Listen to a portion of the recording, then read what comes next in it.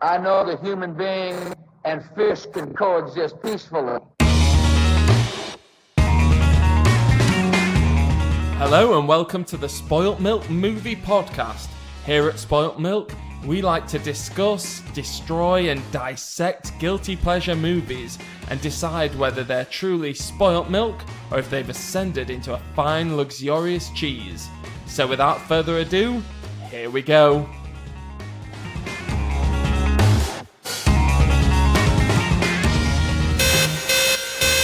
Warning, this podcast is full of spoilers for the title feature and there's bad language from the start. If you've never seen the film or you're offended by bad language, you have been warned. Hello and welcome to a very special one-off episode of the Spoilt Milk Movie Podcast. Of late, we've had a bit of a change in the structure to the way that things work at Spoilt Milk, and that's due to silly old me, Cham, getting married. So I've been preparing for a wedding, actually having a wedding, and then now I'm going off on my jollies on my honeymoon. So the last episode was the Hobo and Catty talking about some recent trailers. I fucking loved that episode. It had me laughing my tits off. This time, I'm going to use a bit of a wedding theme and I'm going to go through my top 10 wedding scenes from films. So in at number 10, it was a close toss-up between The Godfather and another film, but I actually went for Deer Hunter. The Michael Cicchino film won 5 Oscars, including Best Picture, and this is a Vietnam film from the 70s. Deer Hunter is a really long film, goes on for nearly 3 hours, I believe, and the first hour is all set in a wedding. Really great scene, really juxtaposes the violence and the trauma that's going to come later in the film by having a huge 1 hour celebration of the marriage of what you believe to be the protagonist, but we actually find out is De Niro will take over the film. This film is amazing. It's an absolute classic and is one of my favourites. But I actually would like to just talk about the scene in the bar where De Niro and Christopher Walken meet the Green Beret character.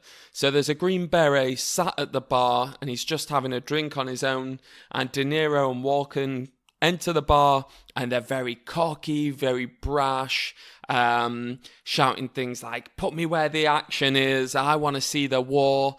They're on their way to the war, and this beret is sat there very silently drinking to himself. They approach him, buy him a drink, talk about, "Yeah, what's the war like? Tell us some stories." And he just replies with, "Fuck it." And De Niro gets very Robert De Niro on this one. Starts to get a bit more intimidating. "What do you mean, fuck it?" The beret sits there, he doesn't really say anything more. De Niro's kicking off, somebody's pulling him back. Leave it, fuck it, fuck who? And he goes, "No, I'll buy you another drink." And the guy just says, "Fuck it." Not only is this scene an absolute masterclass in acting from De Niro, and he absolutely outshines Walken in this entire film, but it really gives you that sense early on that this isn't going to be a fun film. It's not going to be a war film set to a poppy soundtrack where everything's rosy and maybe you see some guns and some action. This is going to be a gritty, dirty war film that just says, fuck it. So in at number 9, here's our first appearance of an animated film, and it's Pixar's Up. So it's not as much about just a wedding scene in general as that opening sequence. If you've ever seen Up, you'll know what I'm talking about. So we're introduced to the character of Carl as a young boy, and throughout the film we get to see that he is a bit bitter with life. He's kind of almost given up. He stays at home. He's not interested in the world. But right at the start of the film, we get this short sequence that tells you the story of Carl and what brought him to be the man that he is. We see him meet his future wife as a young child. They bond over a balloon, and then they fall in love, and they have this wedding sequence where You just see a photo getting taken, and then she jumps on him and kisses him. It's really lovely. But then it turns and you see his wife pass away, and how Carl then deals with that going forward. It's an absolutely beautiful sequence, and proper had me in tears, and it's one of my favourite sequences of any film of all time. So yeah, it's a little bit of a cheat, as it's not entirely about a wedding, but yeah, up for me, gotta be up there, number 9. At number 8, it's the first comedy of this list. I kind of noticed as I was picking a list together that weddings either fall into rom-coms quite a lot, or comedies. Lots of rom-coms, lots of comedies. And to be honest, I don't think I really have anything that would class as a rom-com in my entire list. Things like Four Weddings and a Funeral, Runaway Bride, not fun for me. So at number 8, we've got Old School. So Old School, the film almost starts with a wedding. Frank, as we will then discover, will become Frank the Tank. He's getting married to his future wife, and his best men are Luke Wilson and Vince Vaughn. Now, this is Vince Vaughn on hilarious form. Vince Vaughn's kind of gone downhill a bit. I mean, he's starting to come back with these weird, almost action films. But yeah, his comedy went stale, and he started churning out these films. Oh, The Intern or The Internship, whatever. That is an absolute bag of horse shit. But Old School really shows you Vince Vaughn's comedic chops and shows you that this guy is funny. And a lot of the film is scene stealing from Will Ferrell. Pretty much from about 20 minutes in, he takes over, and it's a career-defining performance. But Vince Vaughn really starts strongly. They have the wedding scene, and he's very cynical, that kind of typical Vince Vaughn cynical mode, telling Frank that he's about to make the worst mistake of his life, pointing this out while the bride is walking up. He points out his own wife, says, "Look at her judging me, watching me, look at the baby, look at the baby." And then he does that very sneaky Vince Vaughn thing of, the father of the bride walks up and he says, it takes a real man to give away an angel, and gives him one of those cheeky little Vince Vaughn winks. And it's such a funny scene where Vince Vaughn really is on top form. And then we cut to the Dan Band. And this, as far as I'm aware, is the first appearance of the Dan Band in any film. They have shown up in things like The Wedding Crashers later. But it's the wedding band where they sing old classic songs, and then he just throws in swearing throughout. And this is my favourite appearance of the Dan Band, as they sing Total Eclipse of the Heart. And he's like, "I fucking need you tonight." And it's just hilarious. Just a really great wedding scene. So, yeah, that's my number 8, Old School. Boom! At the numero 7, this was another toss-up. I had 2 films that were based on Tarantino scripts. What I found out as well is Tarantino loves a good wedding. Spoiler alert, Kill Bill is not going to make this list. Kill Bill, I have big problems with. The first half is truly outstanding, I believe. Visceral filmmaking, the animated sequence is classic. Second half, when they start to really push David Carradine's character, yeah, I feel like that really falls apart for me. So no Kill Bill in there. But actually, on a bit of a tangent, the toss-up was between 2 Tarantino scripted films. So it was Natural Born Killers or True Romance. And I went for True Romance. I absolutely love this film. I think it is a stone-cold classic. Some people not on board with it. They think it's just gratuitous violence towards the end for violence sake. Some of the characters, I think, have been labelled as one-dimensional, not realistic. But I love True Romance. Maybe it's to do with the time that I saw it, the nostalgia element. But I think it's utterly fantastic. One thing I did notice in later life is I watched Terrence Malick's Badlands, and wow, this film, it's almost crossing the point between homage and plagiarism. It really does share some qualities from Badlands. But I love the marriage scene. They're walking down the stairs. What do you want to do next, Mr. Worley? I don't know, Mrs. Worley. It's very cheeky, very playful. A wedding that only Tarantino could do. You never actually see the ceremony. You just see them walking down the stairs after they've gone through the legal marriage process. And then the film kicks on from there. And you get some crazy Dennis Hopper scenes with Christopher Walken in. If you've not seen True Romance, I would strongly suggest checking that one out. Right, okay, at number 6, it's Bridesmaids. I cannot have a top 10 weddings list without the inclusion of Bridesmaids. I have like a bit of mixed feelings about Bridesmaids because I think as a standalone film, it's utterly fantastic, hilarious. I laughed my tits off throughout the entire film. However, I have a bit of a sore feeling about how Hollywood reacted to Bridesmaids and how it was, right, okay, this is an all-female cast. Let's make all-female films for everything. We'll remake Ghostbusters with an all-female cast, and we'll make a new Ocean's 11 film with an all-female cast.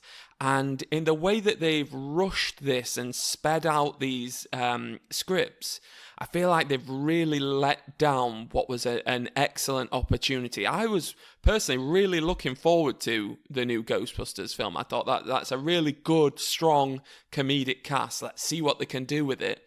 And it just fell flat and had terrible jokes in and really awkward pausing. The timing for comedy was all over the place.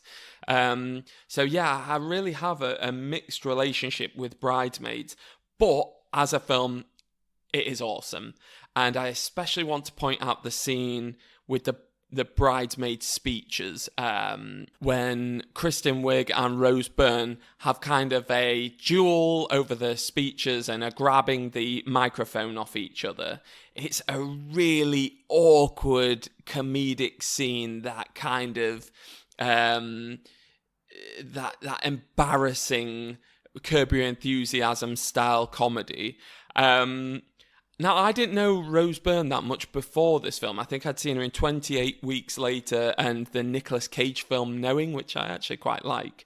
So I had no idea she could do comedy, and she is fucking hilarious in this film.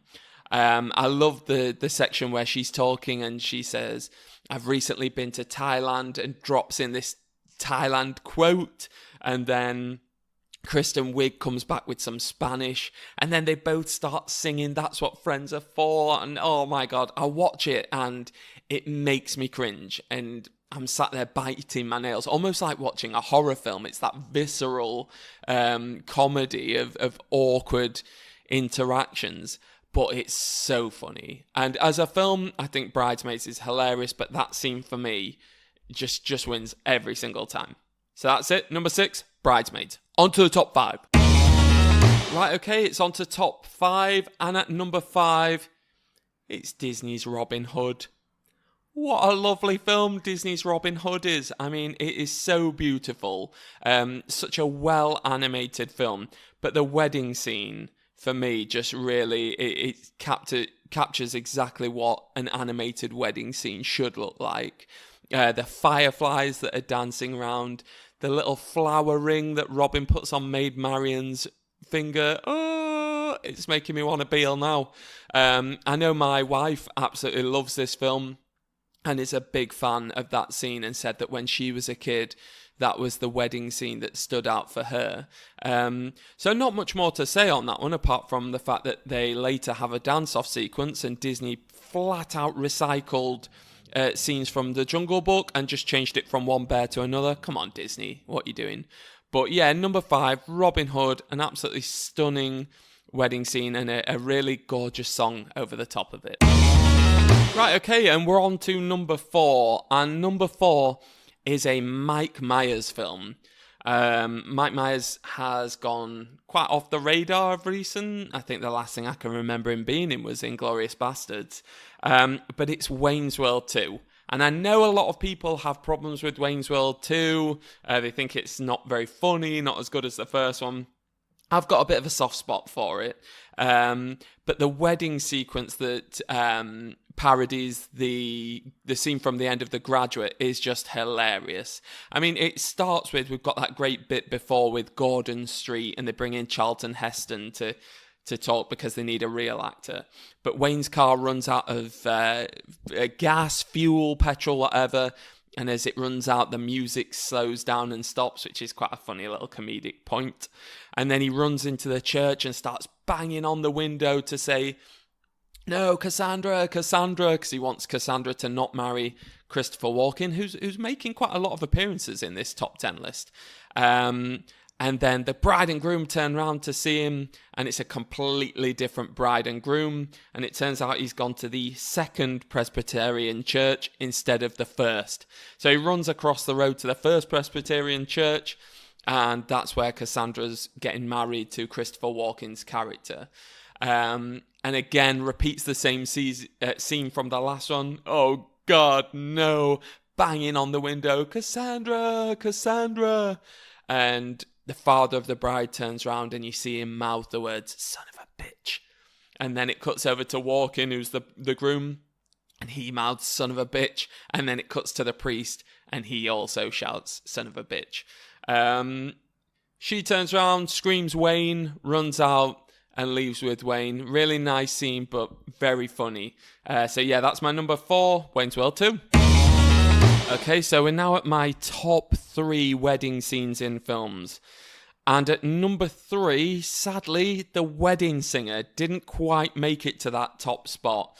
I absolutely love the film The Wedding Singer. It's back when Adam Sandler was making good films, and funnily enough, I actually proposed to my now wife on the set of an Adam Sandler film. Got a little picture with him. It was really nice, quite touching.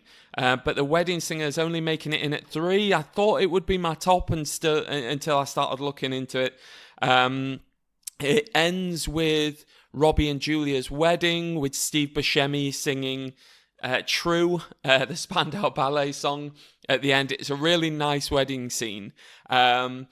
But I do have to talk about the sequence before where they're on the plane and Billy Idol's there, and Glenn Goulier's being a bit of a prick. He makes Julia sit on the aisle seat because he doesn't want his elbows to get bashed, and she gets her elbows bashed. And you know, I hate that. I fucking hate bashing my elbows. It fucking kills. So he makes her sit on the edge. She's obviously thinking about, should I be really with this guy? And then Robbie Hart comes out and busts out his song about growing old with you. And Drew Barrymore, bless her, gives one of the best reactions to a romantic gesture in any film. The point where he starts singing and she turns around and gives a shocked smile. Watch it again. It's really worth it just to notice that reaction. It's utterly fantastic. And it's just such a great film. Really heartwarming, really funny, and it's some great turns from Drew Barrymore and Adam Sandler. So that's my number 3, The Wedding Singer. Right, okay then, so down to my last 2, and at number 2, this one actually shocked me because I like the film, but I don't love it as much as some of the other films on this list, and it's Beetlejuice.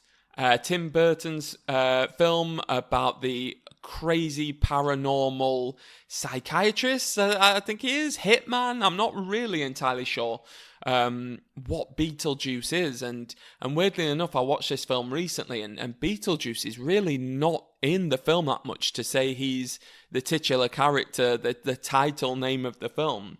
But this film really is Tim Burton at his best. The marriage of his style, Danny Elfman's music, and some great performances from Michael Keaton especially, Winona Ryder, Alec Baldwin, some really good, strong performances in there.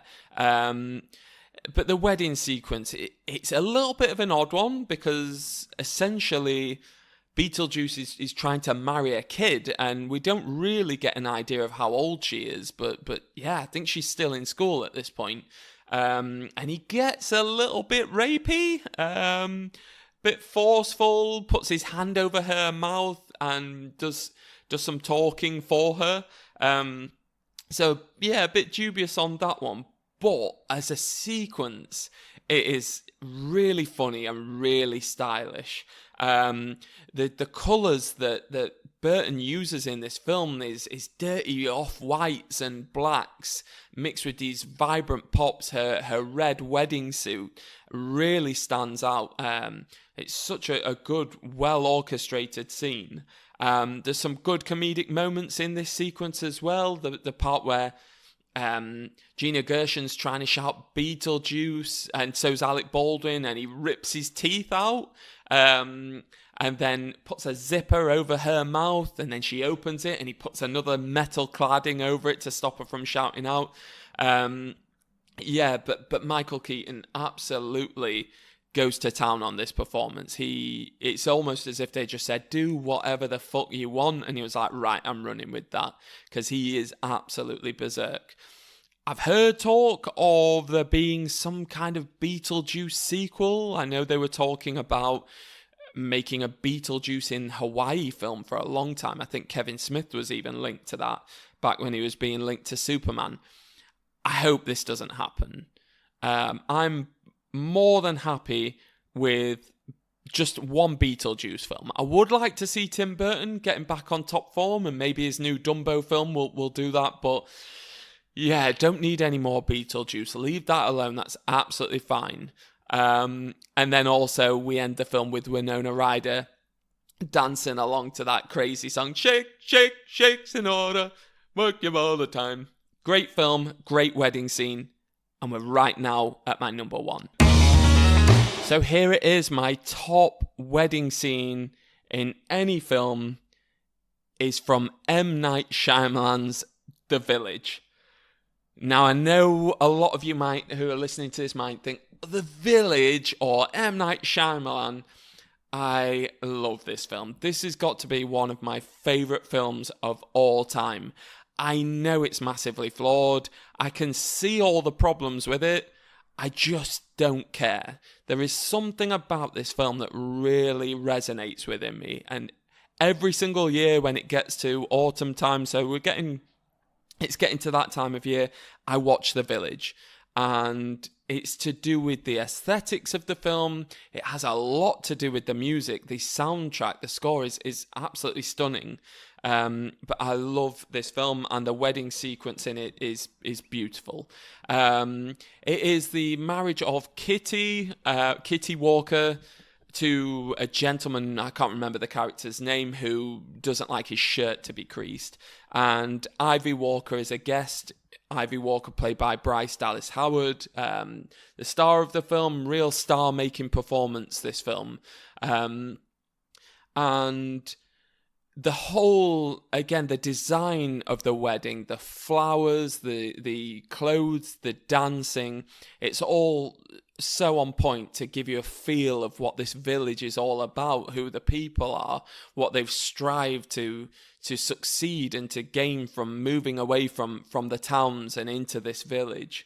On a side note, this is Ivy Walker and Kitty Walker is Judy Greer and Bryce Dallas Howard. They also play sisters in Jurassic World and Jurassic World Fallen Kingdom. I like to think that they are a spin-off or a sequel from The Village.